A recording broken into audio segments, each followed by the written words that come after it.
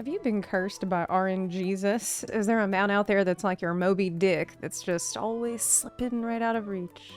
Friends taunting you, saying, oh, is this rare? I got it on my first try. Maybe you even gave up on it, you know? But then at night, you can still see his face. The horrible, disembodied head. His little mouth flapping like... Well, you don't need to dream anymore, because I've got some good news. Starting on July 1st at 8 a.m. PDT, Blizzard is boosting legacy drop rates. And we're talking buffed drops on all pre-Dragonflight legacy mounts from the legacy dungeons and raids. What does legacy mean? It means Shadowlands and older. So watch out, Sylvanas. I'm coming with a vengeance for your mount. That's what her mount is called. Blizzard just released some marketing saying that the drop rate increase is plus 5%. This means if a mount has a 0.5% drop rate, increasing it to 5.5% is like an 11 times increase on the base rate. But if a mount had a 2% drop rate, plus 5% would make it 7%, which is only a 3.5 times increase. They did say up to 10%, but this has caused some confusion in the community. They really should have just said plus 5% from the start, but the point is it's more likely you'll get them out. Here's a list of all the other things that they said they're gonna be buffing, like Warglaze of Azenon from Illidan, Thoradol from Sunwell, Bindings of the Windseeker so you can get Thunder Fury, Blessed Blade of the Windseeker. We got Eye of Sulfuras from Molten Core. There's the Golden Hearthstone card from Nighthold. Now this lets you turn into Jaraxxus, Eridar Lord of the Burning Legion. We might have some new players watching who don't know who Jaraxxus is, so just for y'all. You face Jaraxxus! You face Jaraxxus! Eridar Lord of the Burning Legion! You face Jaraxxus! You face Jaraxxus! Eridar Lord of the Burning... I'm sorry, I was legally required to show you that. 2010 memes hit different. Anyway, pets and toys not getting buffed. Time walking content not buffed. But do you realize how much stuff is covered by this crazy buff?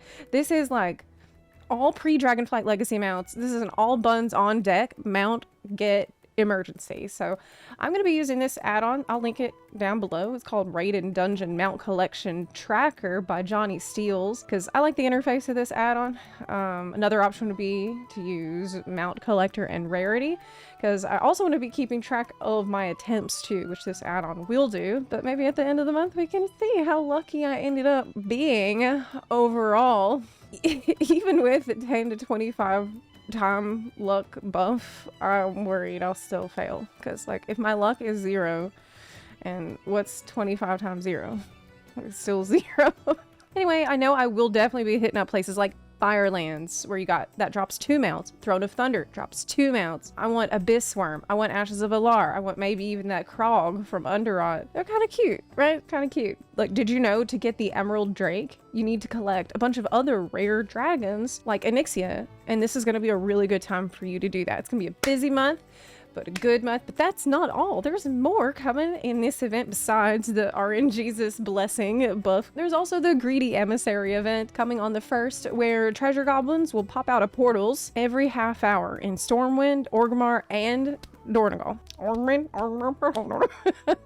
Maybe make a macro with your favorite instant cast spell to tag goblins real quick, because they might melt pretty fast. They're also going to be spawning from killing rares in Undermine, and that'll happen once an hour. They also have a chance to spawn from the raid bosses, and every 15 minutes in Undermine there's going to be a portal storm where like 5 portals have goblins popping out of all of them. They're going to be hard to miss, I think, but maybe lots of portals means that people will be spread out more, and you might actually tag the goblin before it gets deleted in 2 seconds. This event has happened before, but this is actually my first time experiencing it, and new to this 2025 version of the event is affixes on the portals. So if you toss in an elixir to the portal, you can pick special effects, like for example, Rich makes pools of money spawn. That'll buff your haste and movement speed. And the more affixes that are put on the portal, more goblins are going to come out of it. So is more better? Yes, because the goblins are going to be dropping chests that have hellstone shards inside of them. So take those over to Baranar and Dorn, and you can buy yourself something pretty nice. For example, the new tier 2 recolors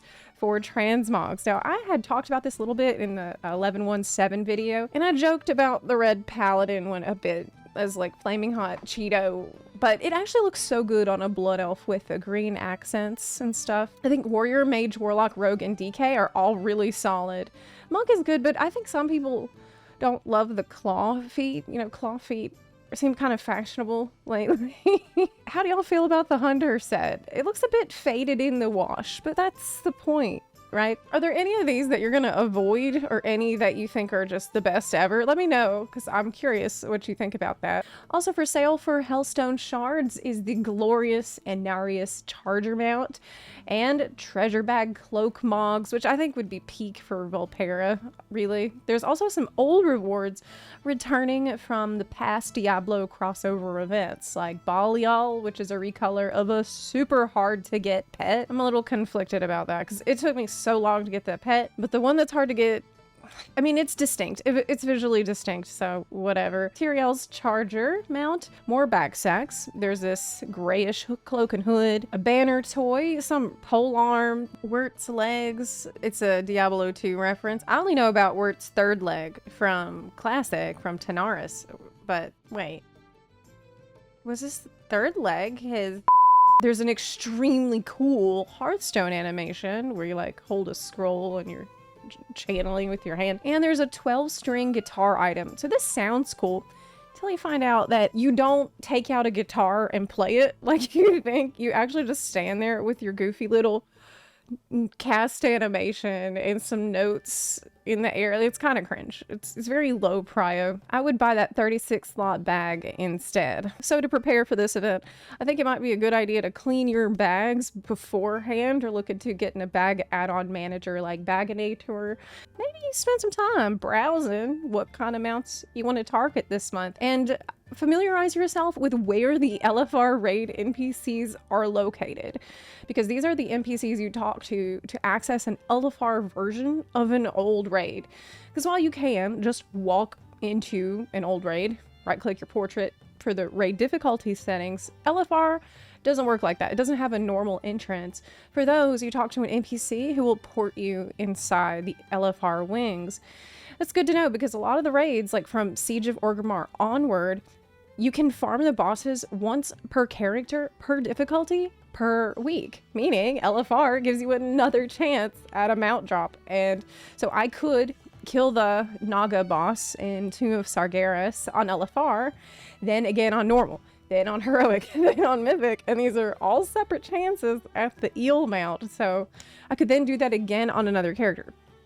So if you combine that with this luck buff, you massively improve your chances of getting these mounts that you want. Here's a quick overview of where all the LFR NPCs are. If you can't find them, try talking to Zidormi. You might have a timeline phasing issue, or just type their name into Wowhead. And of course, have alts ready to go to farm the legacy content and getting those extra chances in. It's always good to have that alt army if you're a collector, so may the odds be ever in your favor. In this case, they actually will be. By the way, one thing I didn't mention is you can toggle off the collector's bounty buff at any innkeeper in capital cities or Dalaran, because I guess, does it really count as getting the mounts if your luck was buffed when you got it?